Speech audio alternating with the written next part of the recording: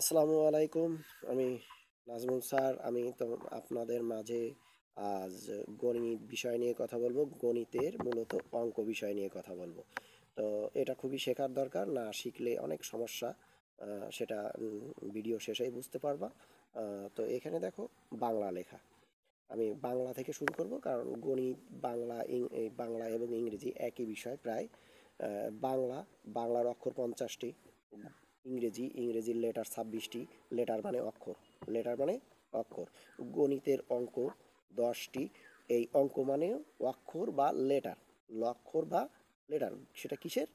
গণিত বইয়ের। গণিত বইয়ের অক্ষর বা লেটার হলো 10টি। ওকে। তো এই 10টি বিষয় আমরা শিখব। প্রথমে এখানে তো 50টি আমরা পারি। এখানকার XYZ পর্যন্ত আমরা পারি, AB থেকে। আর এইখানে যেটা আছে, 0, 1, 2, 3, 4, 5, 6, 7, 8, 9 পর্যন্ত আছে, অর্থাৎ 10টি অঙ্ক। উম, এবার এই অঙ্কগুলো থেকে আমরা শব্দ গঠন, অঙ্কগুলো থেকে যে দ্বিতীয় ধাপ সেটা হলো সংখ্যা। অঙ্কের হলো সংখ্যা, ইংরেজির লেটারের হলো ওয়ার্ড, এবং অক্ষরের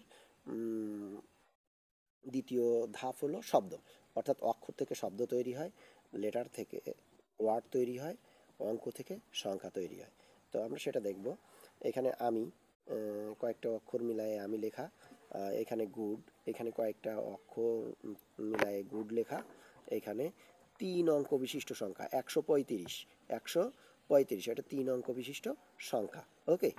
তো এই দেখো, এইখানে কত, 1, 3 এবং এই 5 মিলাই কিন্তু এখানে সংখ্যা তৈরি হয়েছে। এখানে 1 অঙ্ক বিশিষ্ট সংখ্যা আমরা দেখতে পাচ্ছি, 1, 7 এবং 2। এখানে দেখো ইংরেজি ওয়ার্ড এ, গুড একটা শব্দ, গুড মানে ভালো, এ মানে একটি, এক বোঝানো হয়েছে। এখানে আমি একজনকে বোঝানো হয়েছে। আমরা এই যে ডাকের উত্তর অর্থে ও ব্যবহার করি, বাবা মা আমাদের ডাকলে কি বলি, ও করে উত্তর দিই, সেইটা। ওকে। তো আমরা বিশ্বাস করি অঙ্ক, এই 3 অঙ্ক বিশিষ্ট সংখ্যা, 5 অঙ্ক বিশিষ্ট সংখ্যা, 10 অঙ্ক বিশিষ্ট সংখ্যা, এগুলো বোঝা যায়। আর এই যে 1 অঙ্ক বিশিষ্ট সংখ্যা, 7 1 অঙ্ক বিশিষ্ট সংখ্যা, 2 1 অঙ্ক বিশিষ্ট সংখ্যা, অর্থাৎ একটা অক্ষর বিশিষ্ট সংখ্যা, একটা অক্ষর বিশিষ্ট সংখ্যা, একটা অক্ষর বিশিষ্ট সংখ্যা।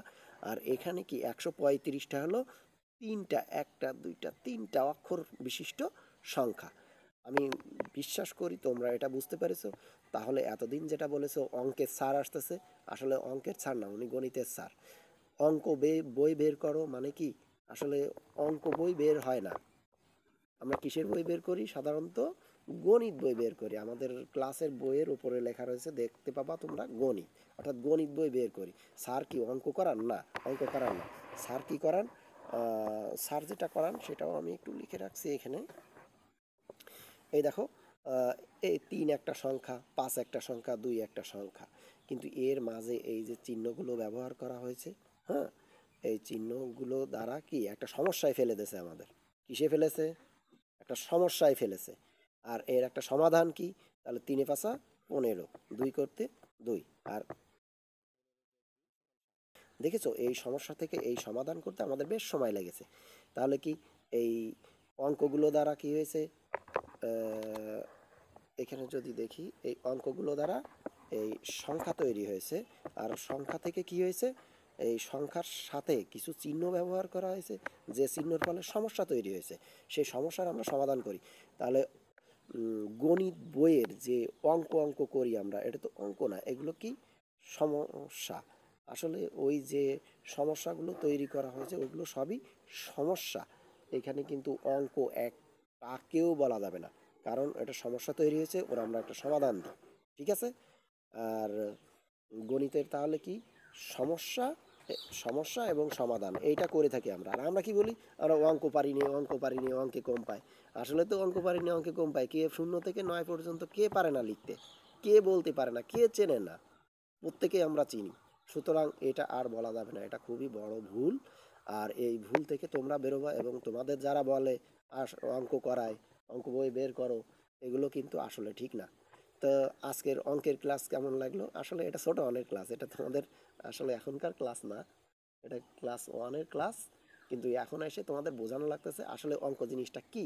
কারণ আমাদের স্যাররা, আমাদের গৃহশিক্ষকরা যারাই হোক, এমনকি আমাদের অনেক গার্জিয়ান আছে এটাই বলে, এই অঙ্ক বই বের কর, অঙ্ক পারিস না, অঙ্কে কম পাইছিস, এ বলে থাকে। কিন্তু আসলে তো সত্যি কথা এটা না। সত্যি কথা হলো অঙ্ক আমরা সবাই পারি, 100-এ 100, এটা কোনো ভুল নেই।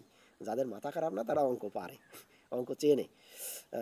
অঙ্ক চেনার বিষয়, আর অঙ্ক থেকে সংখ্যা লেখার বিষয়, আর সংখ্যা থেকে সমস্যা তৈরি হওয়ার পর সমাধান করার বিষয়। আমরা সমাধান করতে পারি কিনা সেটা দেখব। তাই ইনশাল্লাহ আমার যারা ভিডিও দেখতেছো এবং এই ভিডিওর শেষে লাইক কমেন্ট শেয়ার তো করবা, এবং আমি ফিউচারে তোমাদের জন্য হয়তো ব্যাচ নিয়ে আসবো, যেখানে তোমরা খুব ভালোভাবে বেসিক থেকে শুরু করে অ্যাডভান্স লেভেল পর্যন্ত, এবং 100-র মধ্যে কীভাবে A+টা কমপক্ষে পাওয়া যায় সেটা দেখার জন্যে। এবং যারা পাশ করতে পারো না, মনে করো যে আমি পাশ করতে পারবো না, গণিতে পাশ করতে পারবো না, তাদের জন্য আমি বলতে পারি, যারা ভাবো মোটে পাশ করতে পারবে না, জিরো পাবা, তাদের আমি A গ্রেডের কাছাকাছি কিংবা A+-এর কাছাকাছি নিয়ে যেতে পারি।